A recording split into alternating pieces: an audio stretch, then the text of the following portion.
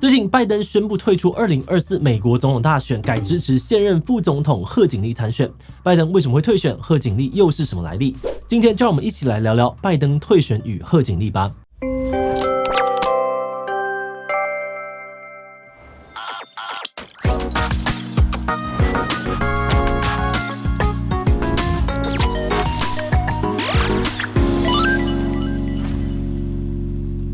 Hello， 大家好，我是志奇。7月21日，拜登突然宣布退出2024年的美国大选，并说会全力的支持现任副总统贺锦丽参选。拜登退选之后呢，贺锦丽迅速的发送竞选募款电子邮件，说他将会赢得提名，并会全力以赴击败共和党总统候选人川普。贺锦丽也得到了民主党的普遍支持，包含了拜登党内的多位资深人士，像是前总统克林顿前国务卿希拉蕊也都公开说会支持贺锦丽。在一片支持声之下呢，许多媒体已经将贺锦丽视为准民主党总统候选人。虽然呢，民主党正式总统候选人提名呢要等8月7日党代表线上投票之后才能够确认，但根据媒体统计表态支持贺锦丽的党代表人数已经过了半数，超过提名门槛。贺锦丽非常有可能成为新的民主党总统候选人。而面对这个新的竞争对手呢，川普在接受 CNN 的采访时却说贺锦丽将会比拜登更容易击败。不过，拜登退选后的一些民调显示，贺锦丽似乎要比拜登难缠。许多媒体说，贺锦丽差川普的支持度在 2% 以内，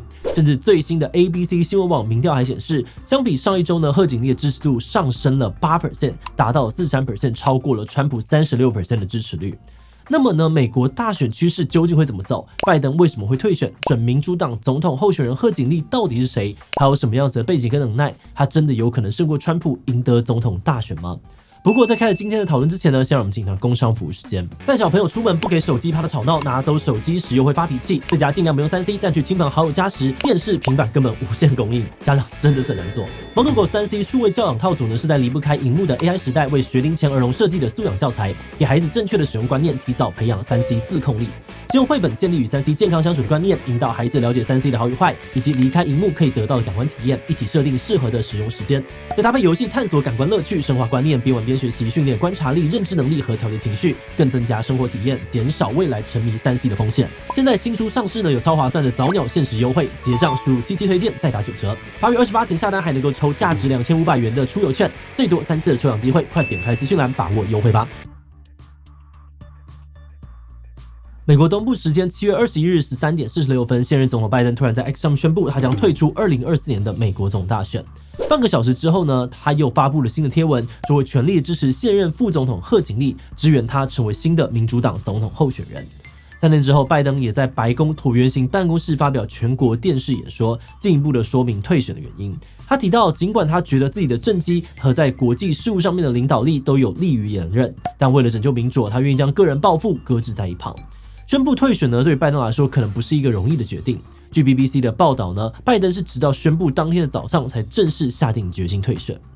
在此之前呢，拜登一直积极的参与竞选的活动，尽管多次传出民主党内部希望他退选，但直到退选1周前呢，白宫高级官员还有竞选团队都仍坚称拜登会参加2024的竞选。那虽然因为感染 COVID-19 退选前呢，拜登只能够隔离疗养，但这期间拜登仍然驻守，积极的为他制定竞选的日程，准备随时的展开竞选活动。直到7月20日晚间呢，拜登才开始与幕僚正式的商议是否应该退选。他与幕僚里切蒂多尼龙等人仔细的研究新的民调数据，预测击败川普的可能性。经过深入讨论之后，拜登最终在7月21日上午下定决心退选，并且呢，在发布退选声明前的几分钟才告知其他白宫高级官员与竞选团队。拜登的退选引起了许多人猜测，甚至还有人认为拜登早就该退选了。自今年6月27日大选第一场电视辩论以来呢，外界对于拜登的质疑声一直层出不穷。在那场辩论会上面呢，拜登好几次的忘词，思绪也常常中断。虽然事后白宫官员解释拜登呢是因为日程繁忙疲倦，再加上得了感冒才会发挥不佳，但许多的选民呢仍因此对拜登失望。辩论会后之后呢 ，CBS 的民调显示有高达 72% 的注册选民认为拜登在精神还有认知健康方面状态不佳，无法担任总统。这不是拜登第一次状态不佳，在这之前，拜登呢就一直深陷多次失言的争议当中。有媒体统计，在他担任这个总统的期间至少失言了24次。像是在今年2月4日拉斯维加斯的竞选活动当中呢，拜登把法国总统马克宏说成的是德国人，还弄错了名字，叫成了密特朗。电视辩论之后呢，拜登也失言过，在7月11日的北约峰会上面口误把泽伦斯基说成了普丁。那虽然有些人认为呢，拜登的状态不是一直这样，例如7月他在北卡罗来纳州的这个演讲呢，就被一些支持者说这是他从政以来最好的演讲，但飘忽不定的精神状态还是引起许多的外界担忧。就连一些拜登身边的现任官员也透露，拜登的状态呢时好时坏如果行程太满太累，他就可能会陷入恍惚状态。那除了精神状态拜登的身体状态呢也让人担忧。电视辩论时呢，正在感冒的他7月17日又确诊 COVID-19。这让许多的选民觉得，现在已经81的拜登年纪太大，以他的年龄还有这个身体精神状态，可能呢都不再适合连任。而且2017年川普上任时，70岁的年龄呢就已经是最老的美国总统，而拜登呢甚至还比川普老4岁。不只是选民质疑民主党内部也有许多对拜登不满的声音。电视辩论之后呢，就传出了民主党内部开始对拜登施压，希望他能够主动退选。尤其在川普遇刺之后呢，共和党团结的声势很大，民主党倍感压力，党内的资深人士便进一步的对拜登施压，包含了前总统奥巴马、前众议院议长裴洛西，他们都建议拜登能够主动退选。而在经历了这一连串的风波之后呢，拜登最终决定退选。而在退选之后，拜登说会全力支持的贺锦丽也成为了新的焦点，他也最有可能呢是新的民主党总统候选人。拜登退选消息刚出来的时候呢，大家对于新的民主党总统候选人有许多猜测，除了贺锦丽加州州长纽松、宾州州长夏比洛等人的呼声也很高。那随着克林顿夫妇还有奥巴马夫妇等民主党人纷纷表态支持贺锦丽，贺锦丽成为了总统候选人的呼声也越来越高。今年59岁的贺锦丽呢，出生于加州奥克兰县的一个小康移民家庭，他的母亲是来自于印度的癌症专家，父亲呢则是牙买加出身的非裔经济学者，因此贺锦丽同时拥有南亚裔跟非裔的身份。贺锦丽呢有法学的背景在加州担任过检察官、州检察长，之后呢又在2016年时成为了加州的联邦参议员。在担任参议员时呢，他就因为尖锐的这个质询出名，开始受到大家的关注。例如，美国情报部门呢指控俄罗斯介入2016年美国大选，川普也被指控涉嫌给俄罗斯情报时呢，贺锦丽就在参议院的这个听证会上面对川普身边的官员提出尖锐的质询。而随着声势越来越高，在2020年美国总统大选前夕他决定参加民主党提名初选，虽然败给了另外一个提名候选人拜登，但后来呢以拜登副手身份一同参加总统大选，最终也成为了美国史上第一位女性和亚非裔的副总统。在不少人眼里呢，贺锦丽是许多进步价值的支持者，成为副总统之后，他也在持续的推进这些议题。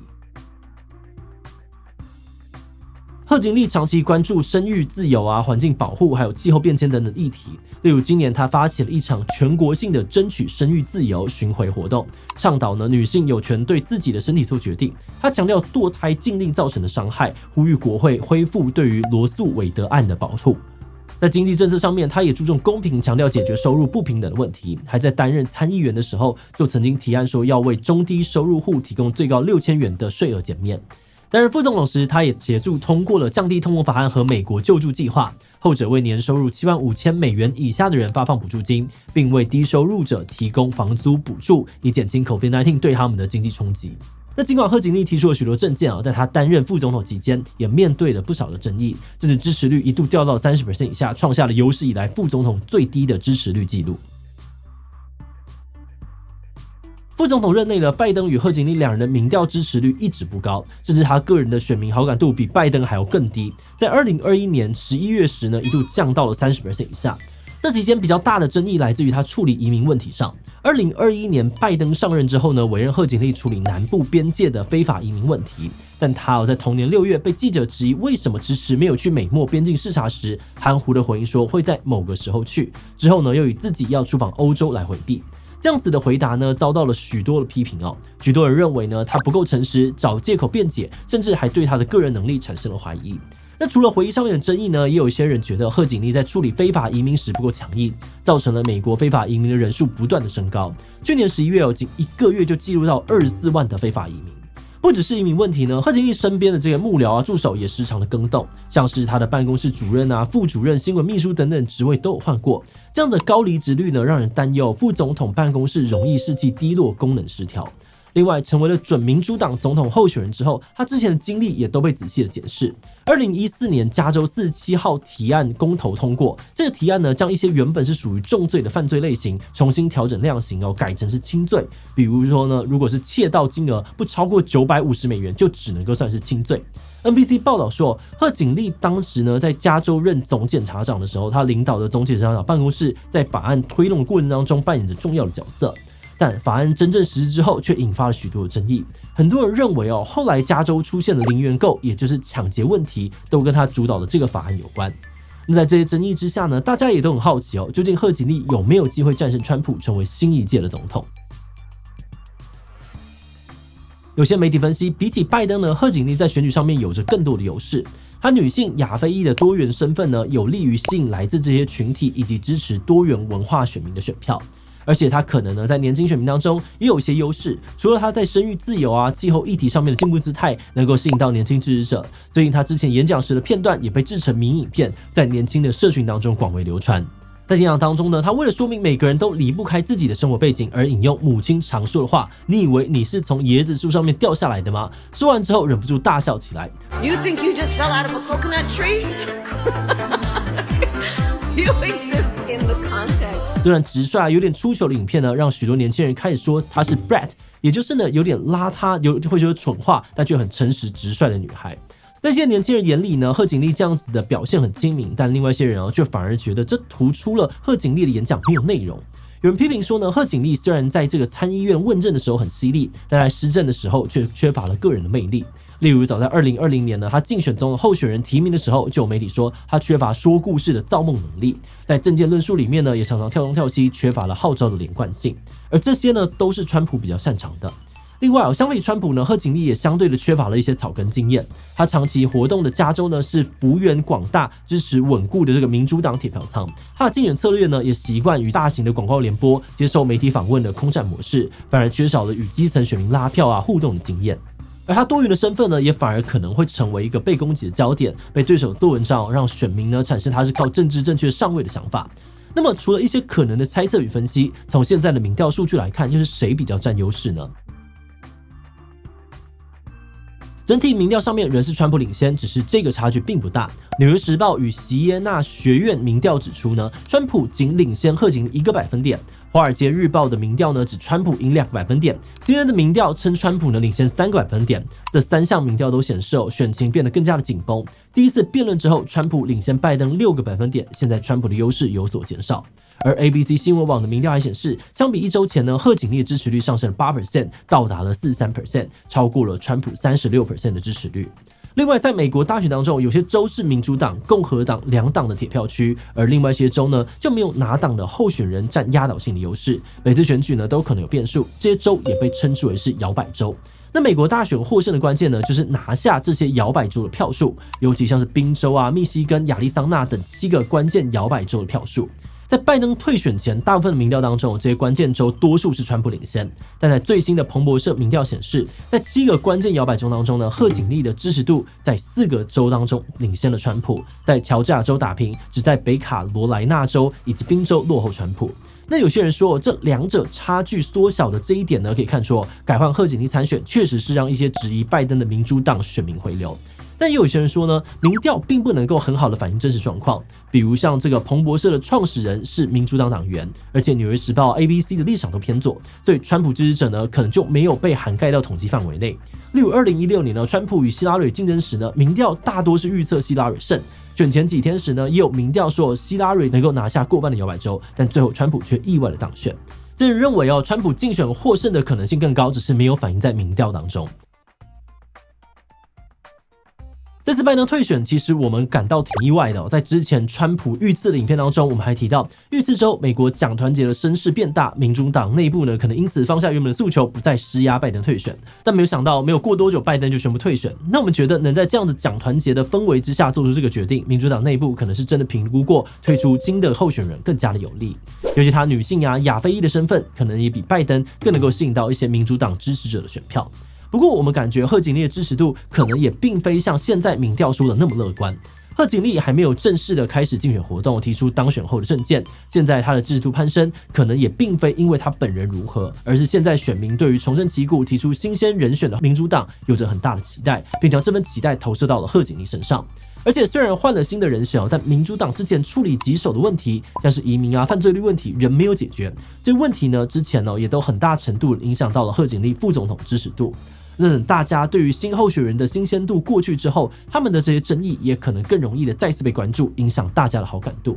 那当然，这也都只是我们的想法。如果你有不同的观点，也欢迎留言分享哦。好的，那最后呢，也想来问大家，你觉得2024年美国总统大选谁最有可能当选呢 ？A. 贺锦丽。B. 川普。C. 贺锦丽还没有正式确定提名说不定会突然出现新的候选人。D. 其他留言分享你的想法吧。最后，如果你喜欢今天的影片，欢迎分享出去，让更多人知道贺锦丽是谁。此外呢，可以点击这个地方看川普遇刺以及川普被定罪。那么今天的这一期呢，就到这边告一段落，我们就明晚再见喽。Regardez la diffusion des Jeux Olympiques de Chongqing. Oui. 先使申办启动精彩5G HiNet 光时代指定方案。最高享 Hami Video 电视馆首年免费，精彩奥运大开眼界。